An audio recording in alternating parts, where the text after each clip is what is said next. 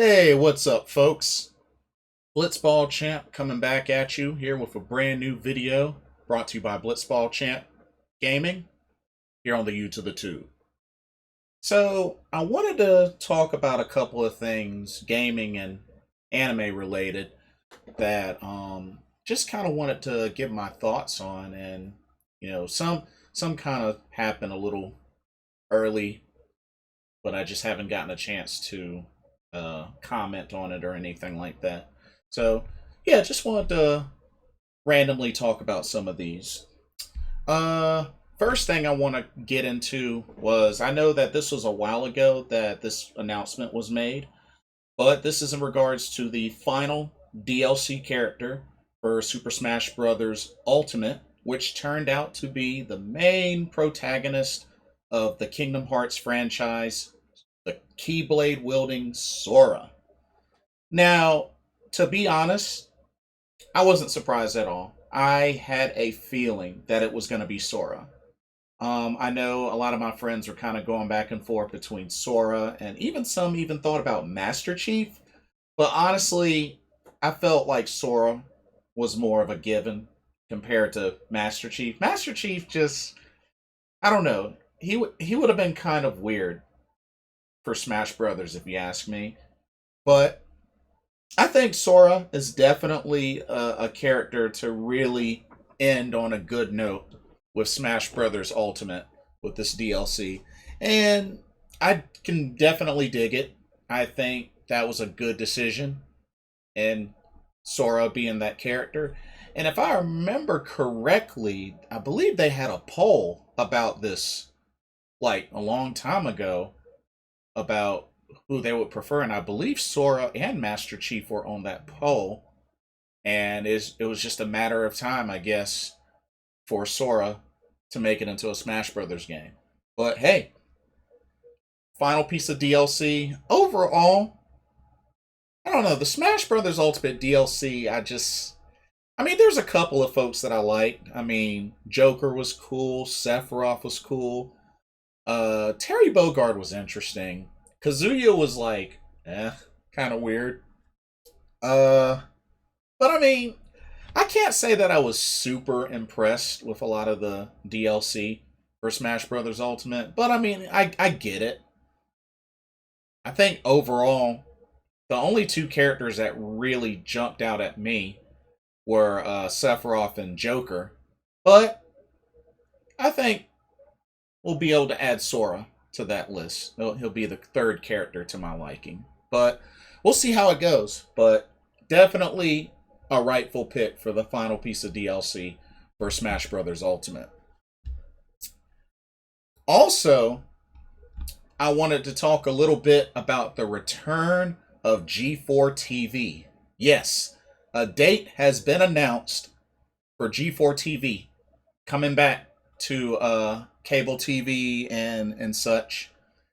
November 16th is the date, which apparently, wow, so that's interesting. That's going to be on the same week as the debut of the Cowboy Bebop live action Netflix series. That's the 19th. So 16th, G4 TV returns. 19th, Cowboy Bebop live action Netflix series kicks off. So let's talk a little bit about this announcement. But yeah, they had a nice little trailer about the launch date announcement. But yeah, so it's going to be.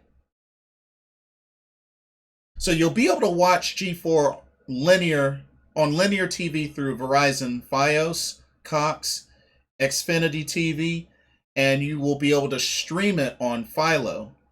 But G4 also said that it's going to have a deal with Twitch for a promotional and commercial partnership. And then they're still going to have some content specific to social media platforms and YouTube. So I'll probably have to watch it via Twitch. I guess that they're going to have it on their Twitch channel as well, because G4 TV does have a Twitch channel. So I assume that it's going to be available there as well. Because I don't have Verizon Fios or Xfinity TV or anything like that.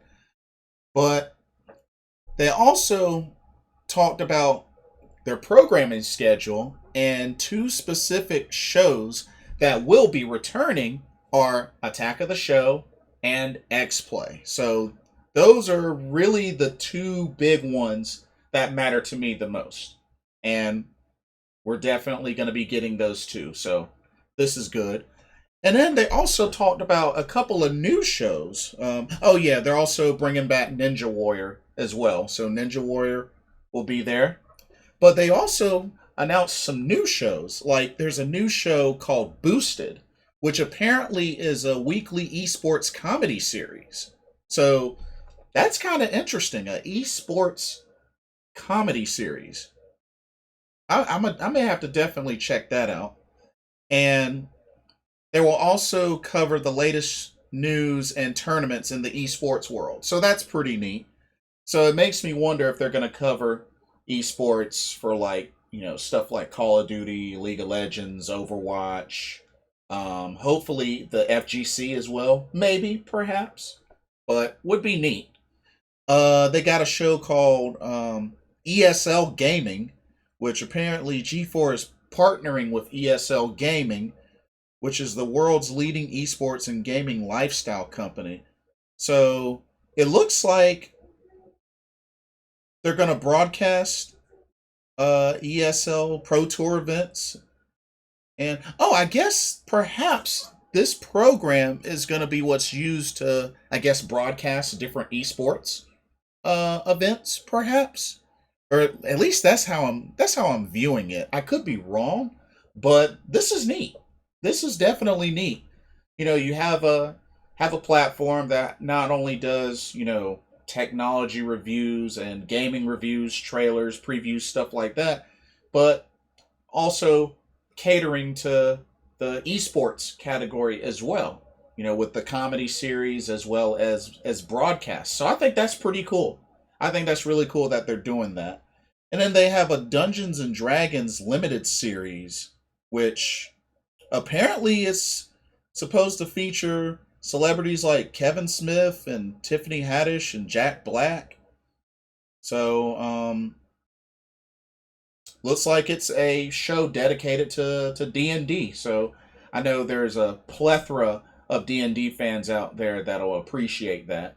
But it looks like this is just a sample to kick off the relaunch of G4TV. I'm excited.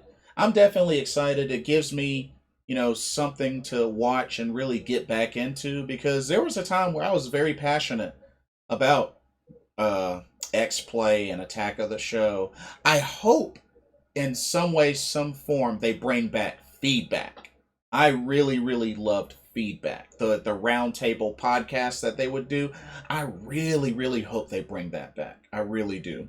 So whether it's on G4TV or whether it's on YouTube or just in some form or fashion, I hope they bring that back, because I really enjoyed the roundtable podcast discussions that they would have about different new gaming news, about different topics, and including gaming. So I really hope that they bring that back as well.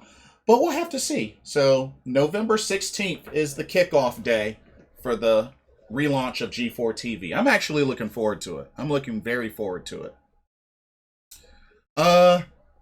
Going into sports.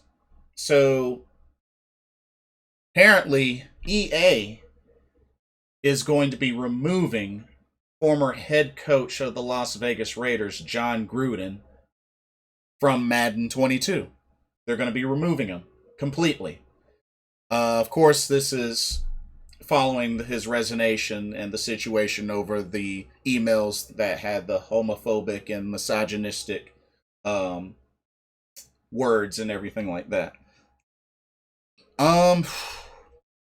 Yeah, they even posted an announcement on their Twitter, the EA Madden NFL Twitter. And it says, and I quote, EA Sports is committed to taking action and maintaining a culture of inclusion and equity Due to the circumstances of Jon Gruden's resignation, we are taking steps to remove him from Madden NFL 22. We will replace him with a generic likeness via a title update in the coming weeks. So,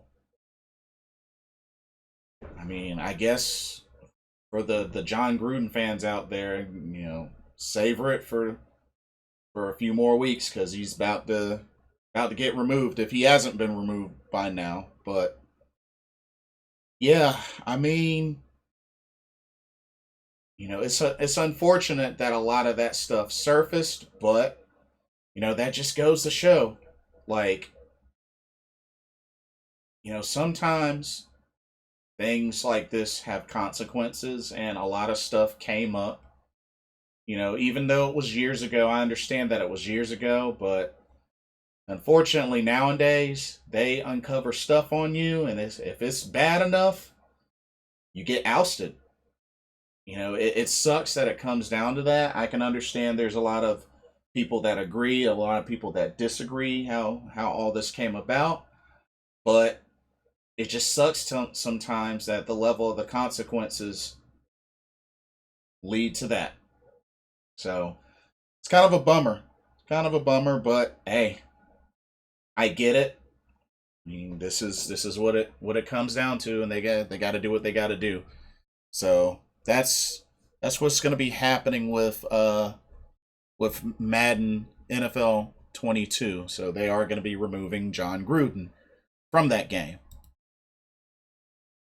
And then talk about a little bit of anime. So they announced that the part 2 of the final season of Attack on Titan will be airing in Japan January 9th. Now, I don't know how long after that it will broadcast in the US, which I assume it's gonna air on Crunchyroll first before anything else, perhaps, maybe.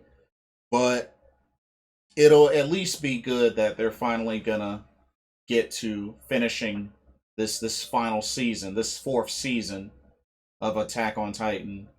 And you know, I'm definitely looking forward to it. I've kept up for the most part, but I'm definitely looking forward to finally getting around to finishing this anime. Of course, I got the first 3 seasons on Blu-ray, and then I'm pretty sure, I'm willing to bet by the end of next year, season 4 will finally come out on Blu-ray, and that'll be available. That's what I'm predicting, sometime before the end of next year. But we shall see. And then some more anime news.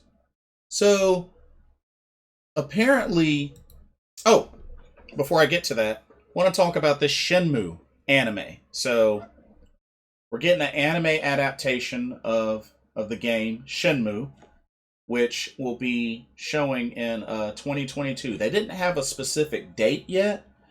The only thing that we know is that it's going to be 13 episodes. It's pretty much going to condense the story of Shenmue into 13 episodes. Now, in looking at the trailer, which I thought the trailer was pretty neat, I really am curious to see, like, are they going to cover Shenmue 1 to 2, or are they going to cover Shenmue 1 to 3? Like, are they just legit going to cover, like, the entire story up to 3 in these 13 episodes? And it also makes me wonder, how long will the episodes be? I mean, I wouldn't think that they would be 30 minutes, 20-something minutes long. I would expect that these would probably be maybe 45 to an hour.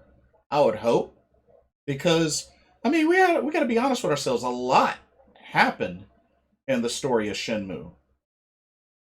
Whole lot. I mean, between Japan and then going to Hong Kong, I mean, it's a lot. It's definitely a lot that happened. So, I'm definitely curious. But, yeah, it's going to be showed via Crunchyroll and Adult Swim. So, definitely looking forward to that. Hopefully, they will have an official date, maybe before the end of this year. But yeah, and not only that, the man himself, Yu Suzuki, is involved in this project. So that's a big plus. That's a huge plus. So I have no doubt that this anime is going to be great. Have no doubt. I like the animation that they showed. I like that they showed, a couple of key characters. They showed, of course, Ryo Hazuki. They showed Iwao Hazuki, his father. They showed Landi. They showed Chai. Like, they showed Shenhua. So I really wonder if we're gonna. Oh, they showed Guizhang. They showed Guizhang. So I would expect that they're gonna show other characters like um, Fukuhara-san, Ine-san. I expect to see Nozomi Harazaki. I expect to see Master Chen. Hopefully, we get other characters like Charlie, Charlie, the leader of the Mad Angels, that is. Hopefully, we get Mark Kimberly, Tom Johnson, Honey, uh, just a couple of specific characters like that. Chu Ying, aka Master Li Xiao Tao. Um, but hopefully, we can get each of those characters in the story. I'm sure they may have Ren as well. So, yeah, I'm very curious to see who else will get put into this anime. And I'm pretty sure they're going to have a much more deeper trailer between now and even when they announce an updated launch date for the Shenmue anime. But yeah, Crunchyroll and Adult Swim. I'm looking forward to it. I'm looking greatly forward to it. Should be awesome. Another thing I wanted to mention, this is related to, this has to do with the Cowboy Bebop live action series on Netflix. So apparently, the Japanese dub cast members are going to provide their voiceovers for this live action anime series or live action Netflix series. So that ought to be very interesting. Like each one, and like I said, it's 10 episodes. And according to, I believe somebody commented on a past video that I did. I'll have to look that up again. But supposedly the word is that they are filming a second season. And I'm hoping that the second season will have uh, Radical Edward in it. Because, I mean, you definitely have to have her in this. And it's looking like episodes are going to be about an hour long. So, but yeah, that's November 19th. So you got the G4TV launch the 16th, and then the 19th of November is Cowboy Bebop live action Netflix series. So November's going to be busy. It's going to be quite busy. It'll be interesting with that and the games coming out. Of course, November, Shin Megami Tensei 5. Definitely going to be looking forward to that. And then I know December is Halo Infinite. Very excited about that. So yeah, I got a lot to look forward to. But yeah, just wanted to come on here and chat randomly about a couple of things, gaming and anime related. But what do you guys think? Are y'all looking forward to the Shenmue anime? Are y'all excited for the Cowboy Bebop live action Netflix series? What do you think about EA removing Jon Gruden from Madden 22 in a few weeks? Are y'all excited for the relaunch of G4TV? Are y'all going to be checking it out? Are you excited? Are you not interested? Let me know what y'all think. And who's ready for part 2 of the season finale of Attack on Titan? Hopefully, it won't take too long for it to start streaming in the US, which I live in. So we'll wait. We'll just have to wait and see what happens. But anyway, let me know what y'all's thoughts are. Like, comment, subscribe. Don't forget to hit that notification bell so you catch every video that I upload. And hope everybody have a blessed weekend. Thank you so much for watching. I'm your host, Blitzball Champ Jason Ingram of Blitzball Champ Gaming. Take care, and I will see y'all soon. Peace.